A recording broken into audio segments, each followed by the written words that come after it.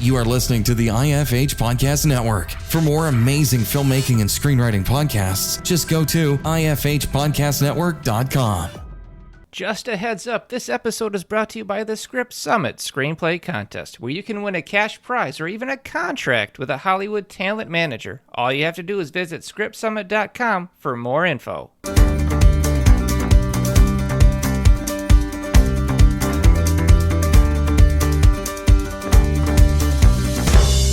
All right, welcome to the Successful Screenwriter Podcast. On this episode, I am joined by a guest host as we analyze and break down a film to discover what works and what doesn't. Welcome to the podcast. I'm your host, Geoffrey D. Calhoun, and of course, with me today is Kristy Leigh Lussier, staff writer at WeFixYourScript.com and also a producer. Thanks for being with us.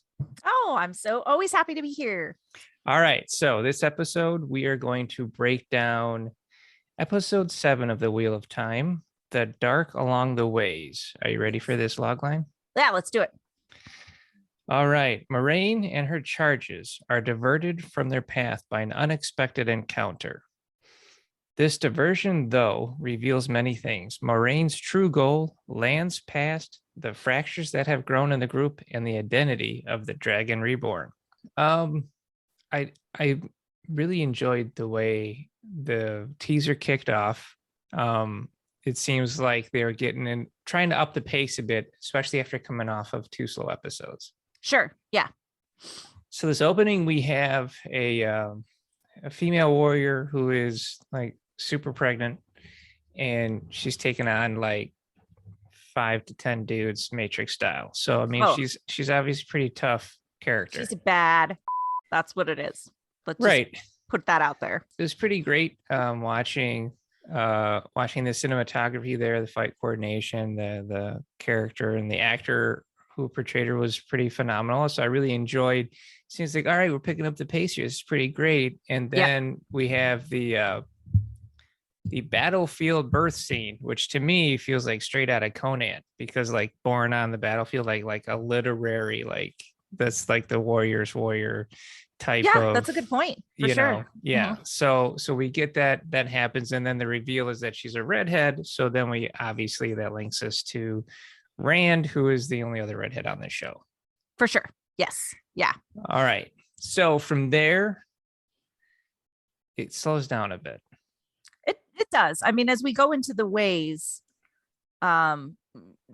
there's a little bit of a obviously kind of visual shift. So now we're getting into some really cool cinematography where I love that the cold open does take place where it does on the slopes of Dragon Mount on this mountain. And it's all white. Yeah. Right. And then we switch to the ways. Yeah. Yeah. And we flip to the ways, and then we're kind of in the blackness and the darkness of them kind of moving forward in the journey. So I thought that was really cool, because that's obviously kind of the center of the Wheel of Time too, is the dark and the light and the black and the white of the Aes Sedai symbol, right?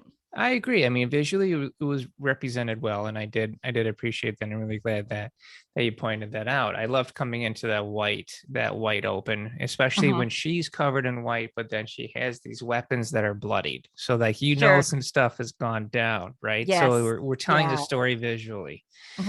And it's a good way to intro character. Now, when they walk through the ways and they close the door and Matt's gone. And so you enlightened me into the fact that was actually a story choice due to casting difficulties. So, so they moved on from there. They wrote him out, and they actually spent a surprising amount of exposition explaining that justification for that. I was surprised. Yeah. I mean, ultimately, that you bring up a good point, because I kind of knew, I mean, we knew months ahead of time that he wasn't coming back. And so I think for us watching the episode and then realizing, okay, how are they going to write out his character or explain that Matt does not go forward with them, which in the books he does, they all go to the Eye of the World together. So how are they going to make that shift, or how are they going to explain that? And I think there was a really neat way to do that, where they kind of alluded to that there was just still too much darkness in him. Yeah. That he was almost held back in that way, that he couldn't go into the ways, which is kind of what I got. I thought that was good, but I don't think we needed to keep harping on it. No. And I also feel like, and this is again, Matt I love Matt's character in the show. Yeah. He's not necessarily one of my favorites in the books. He does grow on you, and he does have a great character arc and journey. Okay. I love what they did with him in the show, but then I feel like there's almost this bit of character assassination where then it becomes like Matt was selfish and he abandoned us. And I don't appreciate that. That I feel like they didn't need to do.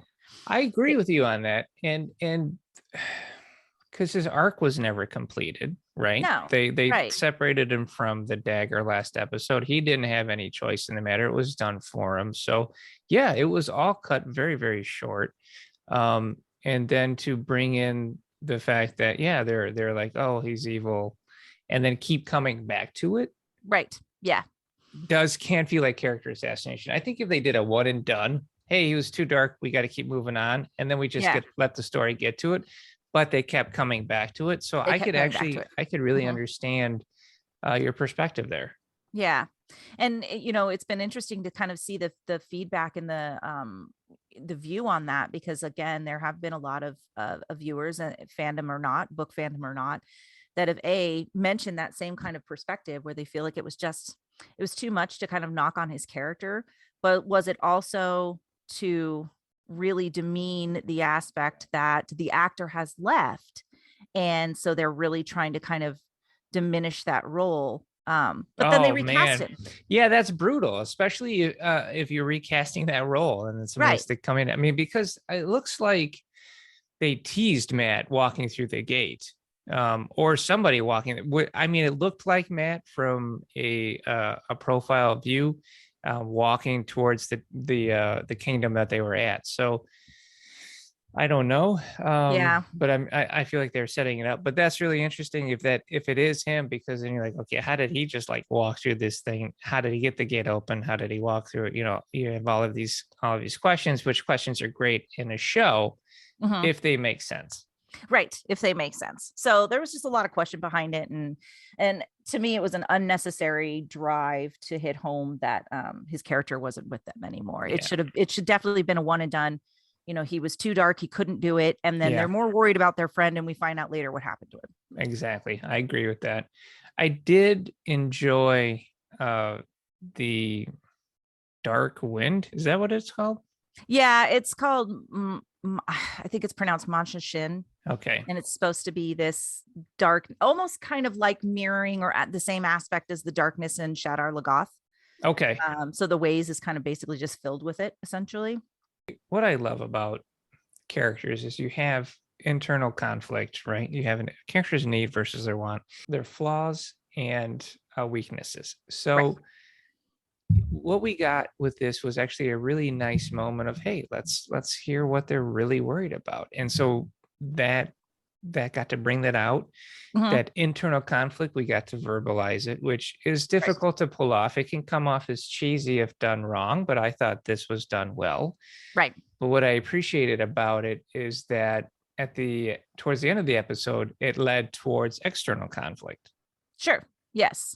Because revealing what they actually heard in the wind or in the Ways, plays off of their fears and their deep rooted insecurities and everything. And so that's why they're always saying, like, don't listen to what it's saying, right? Because it's trying to toy with you. It's trying to draw you into itself. Like, and this only works if you're a teenager, because if you're 40 years old and some wind says something to me that I've been dealing with in therapy for the past 20 plus years. Yeah. You don't need to remind me, right? Like, I got it. I hear that voice when I wake up in the morning, dude. We're good. Let's go to the eye of the world. Get this show on the road. This is the same shit, different day. Yeah, I'm not gonna sit here sabotaging any relationships over stuff you're saying, buddy. So yeah, if you're in your teens, then definitely that voice is gonna get to you. Sure. I feel like this Ogier character should be more prominent than he is, but as of now, I'm just getting that he's a vehicle for exposition. Yeah. And same. Yes, absolutely. So you kind of think to yourself, well, why is he there? What's the significance about him? Now, I will allude and spoil that in the books, he is the one that opens the way gate. He has to open the way gate. because of his history and his background. And then he kind of gets them through the ways. He's the only one that can really read the tablets and the ways and get them through the path. Yeah. They chose to go in a different direction where Moiraine opens the Waygate in the show, which feels, again, to me, more of a diminishing aspects of this character, who is very enriching in the books. He is very significant and helps them move along. Yeah, I could understand that. And then coming from a production perspective, I would say it's because it's Rosamund Pike. You've got a named character. You're going to give her that ability. Sure. But right. if you make that decision, then yeah, the sacrifice there is that you have this other guy whose like sole goal is to do this thing. And you're like, and he's not doing it. You're not going to do the point. Right. Then why is he in the show? Mm-hmm. Yeah. Yeah. It's just some interesting, unique kind of choices in terms of developing the story that, bring back to this significance of, or what we were talking about in the last episode. Yeah. Whose central story is it, or whose character story are we telling? Yeah. And then who are those, supporting roles that are helping move that story along? And just to throw in a character who's really beloved in the books because we want to see him on screen, but then don't give him the development to shine and help contribute to the movement of the story. Yeah. What's the point of having him there then? I agree. I mean, I think of Game of Thrones. I think of the faceless men, right? Those are really cool characters, and you bring them into the show, and they have a particular set of skills, and they use those skills, and it's woven into the plot line and central characters plots as well, and so it works. Now, if you had a character like that and you just took away what made them special, it's a big issue. So yes, yeah, I'm hoping that this character has some kind of a payoff in the next episode. I don't know. We'll be watching it after this show. So after the ways we get to Valdara. Yeah. Right. So we get there. We get some more background on Lan, and some shipping between him and Nynaeve, which I thought was it was worth it. Yeah, I mean, they have a love arc in the books. It takes a little longer to develop, and they go through a lot more for them to finally come to terms with their relationship and their love for each other. But it was to me pushing that faster in season 1, which I feel like they could have probably stretched out longer. Yeah. Was fan service. It really was fan service. The fans were just well, they're anxious to see them together. We've already established that fans are thirsty on this show. Yes. But Nynaeve is like crazy powerful. Like, she's the most powerful channeler we've seen on the show so far, and she doesn't even know how to channel. That's the part that keeps blowing my mind. Right. And again, this goes back to like establishing laws of magic system and foundations of magic system, and then being able to. So it's significant then when we see somebody like her who has that ability and is so strong, and she's not even trained yet. So she knows how to channel now, or she understands that her channeling comes from moments of emotional burst or anger, right? Yeah. But when you're trained to be able to harness that amount of power, that's huge and that's significant. Are you pulling an Incredible Hulk on me, and her secret is that she's always angry? Yeah, I mean, if you haven't really gotten that from the first episode on, I'm always angry. Then she channels white energy. Poor storytelling on their aspect. She's really well known in the books for always being kind of very, shoots from the hip, gets very angry, has these kind of little bursts. She tugs her braid consistently in the books, which is like this big visual thing that the fans love. So that's why she has this big braid. She's been doing it on the show too. Now, the thing that I find just fascinating is that she has this like "you shall not pass" moment of Gandalf, right? So you've got this dark wind coming at her, and she's just like, no, and then she stops it all. And I'm thinking like, but does she? Well, I mean, I don't know. I mean, visually, nothing was getting through. Okay. I don't know. Hey, I'm just watching the show. I mean, I was wondering, like, because we haven't gotten to the end of this episode yet, but at the end of the episode, it actually reveals that moment a little bit more, but I don't know if you caught it. I must have missed it. So fill me in. At the end of this episode, the big reveal is that Rand is the Dragon Reborn. Dragon Reborn. Yes. I almost said the last dragon. I was like, that's Bruce Leroy. That's a different movie. He's got glowing hands. So he fights show enough, but that's not where we're at. He's the Dragon Reborn, which was cool. I mean, obviously they did some camera tricks and they purposely withheld, like when he busts through the door, when he threw the Trolloc across the room, they always showed it from his back so that we couldn't see it, which is fine. You know, they had been building up to that moment, and he couldn't hit the target, and then he's just nailing it. So we have the big reveal there. All right, that's cool. He's the last dragon. Boom. What did I miss? What did you miss? Well, what you missed is that he was the one that channeled in the ways and did that. Like that, he was the one that blocked that attack from the Trollocs. Right, but he didn't stop the Dark One though, right? No. Oh, yeah. I mean, you mean the big one, the big. Yeah. Oh, okay. Yeah. No, that was definitely Nynaeve. That's what I was talking about. Yeah. They think it looks like Iguain does it or somebody else does it, and Iguain's like, "Oh my god, I didn't mean to channel," but it was actually Rand. Yeah, it was Rand. Okay. Channeling. Yeah. I mean, I'm down with it. I guess I want to see what happens in the next episode. I mean, I feel like there was a lot of buildup, right? But it's like a reveal of a few seconds, and it's okay, that's fine. End of the episode. We're ready to go. I'm just glad that pacing wise, this episode picked it up a bit. It's still struggled though with keeping that momentum. Yeah, I do feel like there were a lot of sequences and scenes that, again, kind of slowed down a little bit of that pacing, and it felt more like we were kind of just doing here's more of an information dump, and setting up for A, B, and C, and I think probably my least favorite aspect, and something that I still kind of go, that was an interesting choice, was to introduce this love triangle arc between Perrin and Iguain and Rand. Yeah, that was kind of out of the blue. That there was no there was no setup anywhere. Very, very.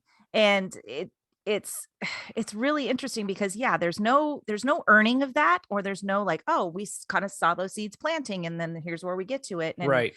I mean, these are kids that grew up with each other, so they're going to know each other inside and out and have always had a close relationship like brothers and sisters anyway. Yeah. Why they felt like they needed to take in an extra step where it was like this love thing with Perrin and Iguain was just, I don't feel like it does anything in terms of moving the story more, building more tension or conflict, or even developing each one of their characters further. Honestly. No, I agree, and that could have been a way to go. The only thing I could surmise is perhaps they are trying to fill the lack of arc for Matt. So they created this. They created that. I mean, I don't know. I'm guessing here, but I would have liked to have seen more development from the other characters. Absolutely. Even Moiraine. I mean, she didn't get much plot this episode. She was heavy last episode, but you could have cut something like that and brought in more from her aspect. Right. Instead of just having her kind of chill out with the bartender for a hot sec. So yes. Oh, so we do meet that character in this episode as well, Min. Yeah, I thought that was really cool. I thought it was neat that it was a bartender. I was like, oh yeah, that makes sense. Yeah. So again, significant character in the series, ends up being really prevalent as we move forward in the story, particularly for Rand. So it was really cool to kind of introduce her character. Now she's supposed to be younger in the books as well. They aged her up again. But I thought it worked and I really liked it. Oh, okay. Oh yeah. I mean, I don't know. I thought the actor did a fine job, and as being as disinterested as possible about giving people information about their total doom. I thought, that's a good way. Yeah, because at the end of the day, it's like, is it really a blessing or a curse that she kind of has this seeing gift, which is something that she actually, her kind of journey goes through that internal struggle.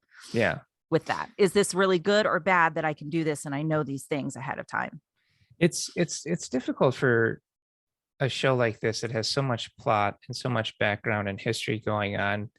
I can see how it's hard to write it where you're not either talking about exposition or about their feelings. I mean, because it's hard. They have so much going on. So it's better than it was. It's definitely improving, but there are still moments where like, okay, we have to get all of this information out there for the audience. Right. And we're on episode 7. We know episode 8 is like obviously the season finale. I think that in the grand scheme of the templates and structure, by episode 7, we should not still be in this place where we're dumping so much kind of exposition. So episode 7 structurally is the resurrection and the return. So midpoint, you have the death and rebirth. And the difference between that structurally with the resurrection and the return is that the midpoint, death and rebirth is thrust upon the central character or the character's arc. So they don't have a choice in the matter. It happens to them. The resurrection and return, they choose. Sure. They choose to give up whatever aspect of their life and come back changed. And so that's what Matt has done. He has the revelation that he is the Dragon Reborn. They can't move forward. Or are you talking about Rand? Yeah. Rand, yeah. Mm-hmm. Yeah, Rand has a revelation that he's the Dragon Reborn. He chooses to go on with Moiraine and to leave the group behind so that they live. So that is his resurrection and return moment. So I mean, structurally, we're there. What I was hoping for was to have that big moment in the Eye of the World split between 2 episodes. I would have loved to have seen a big moment like that where you're coming into it and then you have that moment instead of, again, taking a detour, which we did, taking a detour and then having this kind of side quest and slowing it down where everybody is kind of going through their feelings. Right. Yeah, because when we do get to the next episode, there's some really cool visual opportunities in the actual Eye of the World with Rand coming to face what he does. And I think expanding on that and making that so big would have been a priority. Definitely would have been. Let me give you my big concern for the next episode, because we haven't got there yet. I don't know who the hell the antagonist is. That really worries me. We haven't gotten to the episode yet, so I don't want to speculate. But if I'm watching Lord of the Rings, I know who Sauron is. You know, you've known from episode 1. I saw him fighting armies. I saw the dude was a giant. Right. He's prevalent in the Eye. He has the ring. We hear his voice here and there. All I've seen from this dude is like brief glimpses of some dude with a face on fire here and there. Right. But I don't know who the villain is. So that makes me concerned. As a viewer, I'm not invested. I mean, what are the stakes? What are the consequences? What is the ultimate, like, if this doesn't happen for this central character, or for now that we know it's Rand, right? And he's the Dragon Reborn. Okay, so now we know he's the Dragon Reborn. If he doesn't face the Dark One, or if he doesn't defeat the Dark One, what happens? If he doesn't get to the Dark One in time, what happens? What are those stakes? Well, they tell you what happens. They talk about it. And we've heard over and over and over what happens is that the Dragon Reborn is either killed and we all die, or he is turned to the dark side. Sorry, guys, Star Wars reference. And then, ends up fighting for the guy. So, I mean, we know those are the stakes, but I don't know what he's fighting. Fighting and where it's at. I'm not too worried about it. Like, we've seen the Trollocs, and the Trollocs are scary, but they're like pawns. We've seen the Fade, but sparsely. So we haven't really had that real scary moment with the Fade. We had one where the Bard was there and he took care of it. But I mean, I want to see like a Fade in there coming after one of our main characters, fighting for his life, right? But we don't really get that. They just get saved by side characters. Yes. Do you feel where I'm going? Oh yeah, absolutely. I mean, I want to see more of it. I want to see how the Dark One and his army, which is obviously these Trollocs and everything that falls between and below that, invading aspects of the world. They touch on it very briefly in moments of dialogue. I think episode 6, it's mentioned briefly, or 5. Yeah, some kingdom fell. Yeah, some kingdom is under attack, and then the ports are getting overrun by this, and then now they're seeing Trollocs in these areas where Trollocs shouldn't be. If we say it and we don't see it, it doesn't exist. It doesn't exist. You need to know that. Why Kristy and I have an have an issue with too much exposition. Like some exposition, like you just can't get around it. We understand. Right. And then the trick is like cleverly hide that dialogue through action or bring in a visual if you can, but make it interesting, right? Yes. But if a character is saying it and we don't see it, it doesn't exist. It doesn't exist. And you need to know that. Yeah. So we want to see how the Dark One is affecting the world. I want to see more of that. Why is it significant now that the Dark One is starting to infiltrate the world? And when do we see that? Right. At the end of episode 7, or sorry, is this 7? It's 7, yeah. At the end of episode 7, we see the blight. We see it. Yeah. For the first time, unless I've missed it over 7 episodes, but there it is. Hey, this is the blight. This is what I mean. I want to see that episodes ago. We saw the Dark City. We saw the evil in there. That was great. I like that it brought that in. It showed some stakes there, but it was just that city. I want to see the blight. I want to see how it's taking on this world and messing up this realm. So I think, there was opportunity where we could have made it even more global. Sure, for sure. Because at the end of the day, again, that adds to the significance of we must find the Dragon Reborn. We must make sure he's ready. And, that, so then we understand, okay, now, like, we don't have time. We don't have time anymore. There's a sense of urgency for us to move this forward, right? I'm totally picking up what you're putting down. Some of this could have been production reasons. I mean, this show is expensive, so I mean, that could be what it was, but I think making it more global, which is what they were trying to do with the Dark City. But again, that felt very like a pocket episode. Yes. And I wanted to see, like it more of it everywhere, because everywhere else they go, everything is fine. Everything's fine. Yeah. People are living life as normal. I mean, even Valdara, that is the last holdout and the last bridge or the last kind of gap. It's called Tyrant's Gap. Yeah. Before you hit the blight, before you hit that realm. And it's, while they've guarded it for thousands of years and nothing's ever really been able to infiltrate it, it's only until they arrive. And then we're going to move into this aspect that could this be detrimental to where this little gap is? But these, they're always on edge. They've known that they've had to guard that spot for thousands of years. Like that's the whole point of it. I mean, I'll pitch you this because I'm sure somebody's listening and they're like, oh, well, he's hating on this episode. I'm not hating on the episode or the show. I just feel like there's opportunity. Yes. And I'll pitch you this. So Game of Thrones, you have the rest of Westeros living their best life, killing each other, trying to get that power, right? And then you have Jon Snow fighting the undead, fighting the Night King, right? And through Jon Snow's perspective, we are learning the stakes, right? And then so when you go back to Westeros, you're like, look at these fools killing each other over nothing. Because they don't know. They have no idea. Got an undead army coming, right? So there was opportunity there where we could have built in. Look, I haven't read the books, so I could be totally wrong on this, Kristy, and feel free to correct me. You're on the right path. But there could have been something that they could have brought in as a C plot or a D plot regularly throughout every episode to help build up that darkness and gloom of the world, right? To build those stakes. Yes. That's my 2 cents. Yep. No, I 100% agree, on the same page. All right. Well, this episode is brought to you by the Script Summit Screenplay Contest, where you can get a chance to win $1,000 cash or even get signed by a Hollywood talent manager. We had 2 get signed last year, so you can go to scriptsummit.com for that. Hey, feel free to reach out to me on Twitter by using my handle @ScreenwriterPod. And if you liked the show, please support it by subscribing and sharing the episode on your social media.